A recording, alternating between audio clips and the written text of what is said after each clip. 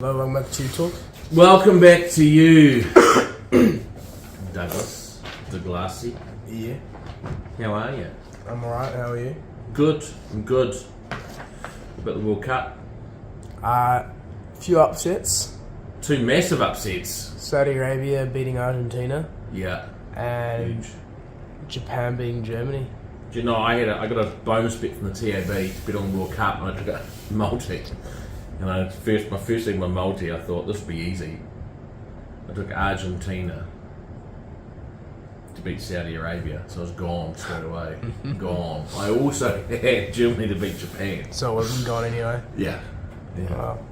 I mean, I'm finding it hard to get into it being in Qatar this time of year. It's a bit weird. Just like a bit of the weeks. Never seem to come off, you know. I reckon I've been going alright lately. Let's see how we go this week. Yeah.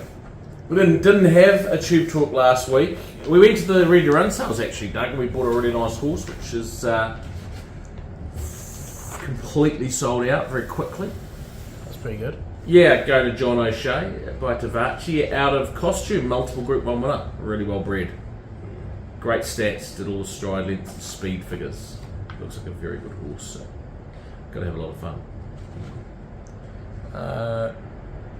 Previous weeks ago, not last week but 2 weeks ago, Otira won in Doomben. Yeah, we want to talk about him because he's won 5 of his last 7. Yeah, he's a really, really progressive horse. Another one of our European imports, and he's gone for a spell now, but we'll get him ready for some pretty serious racing next time in. Group racing, mile and a half, been no problem for him. Maybe further, he's an exciting horse. Atishi was a good second in the Ballarat Cup. Yeah, she's the other one I wanted to talk about. So she won the Matriarch, obviously, and then she lined up last week in the $500,000 Ballarat Cup. Ran second. Good 4 in the morning of the race, downgrade to a heavy 8. She just does not handle the heavy tracks like she does the good ones. The good tracks, she's got a blistering turn of foot. She can't use it on the heavy tracks, but she tried hard. And her next race is the $2 million Ingham at Randwick on the 10th of December.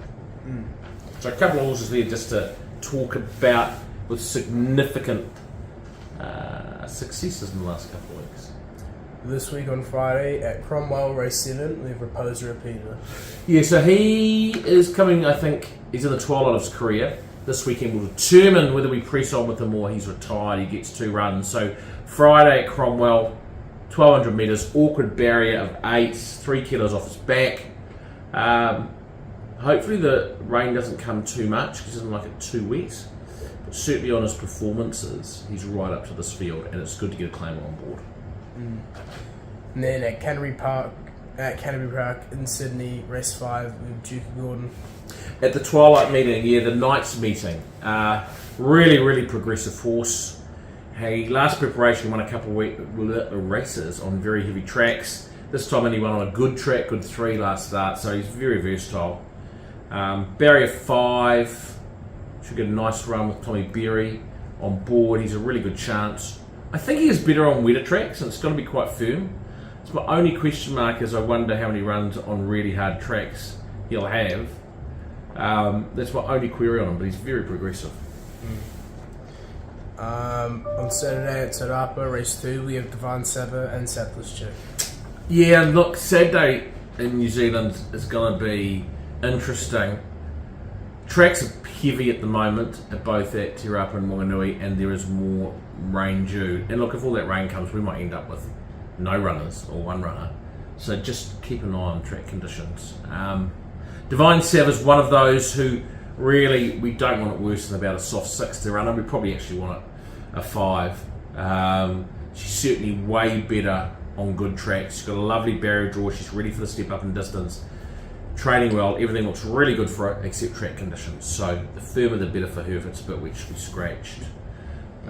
Saddest Chick, well deserving maiden winner last start. Had been unlucky and things go wrong and she was too good last start. Got a lot of confidence. Terrible barrier draw 17. She's likely to be scratched because of the barrier draw. And also we don't want too wet a track for her. If she was to run, she's going well and she's certainly a chance, but I think she probably won't.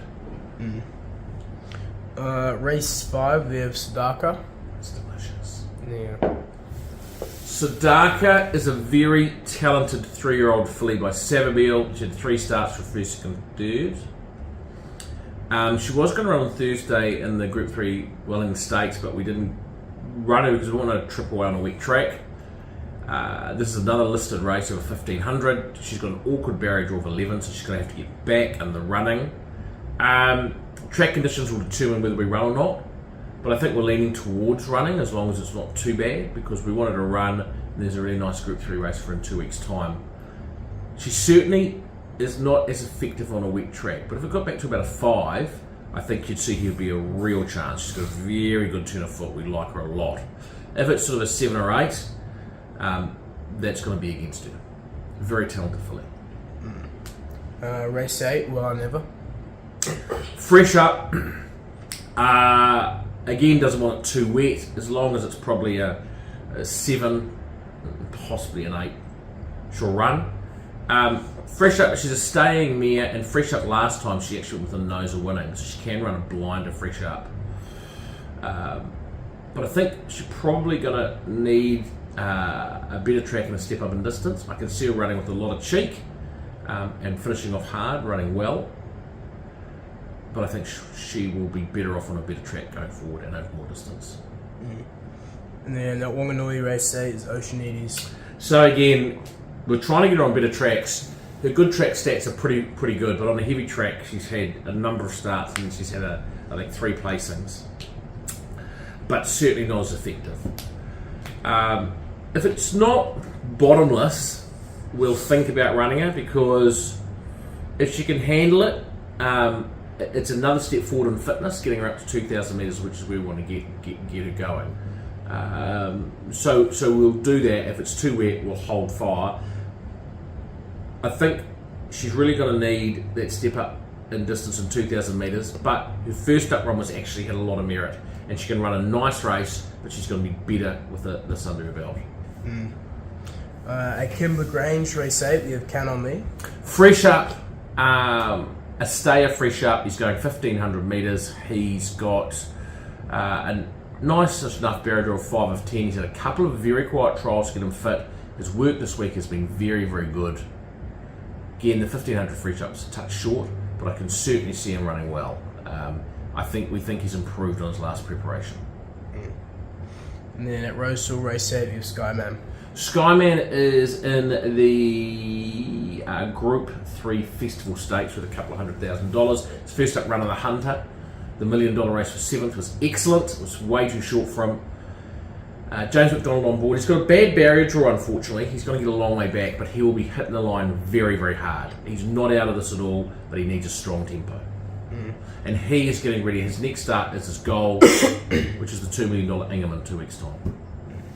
On Sunday, Cromwell, race 6, we have Reposer Repeater. Backing up. So, 1,400 metres is best distance. He's only going to carry 54.5 kilos with Megan Taylor in the saddle.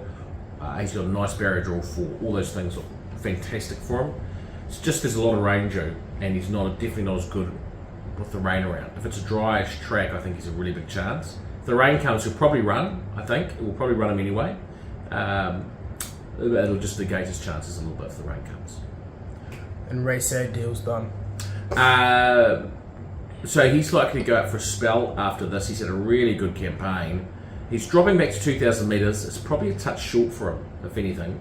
But if the rain comes, it puts him right into it. He loves a wet track, loves it, loves it. He's got a wide draw, which makes it a bit tough, but he'll press forward. He's always much better racing on the speed. And if it's wet, he's a real chance.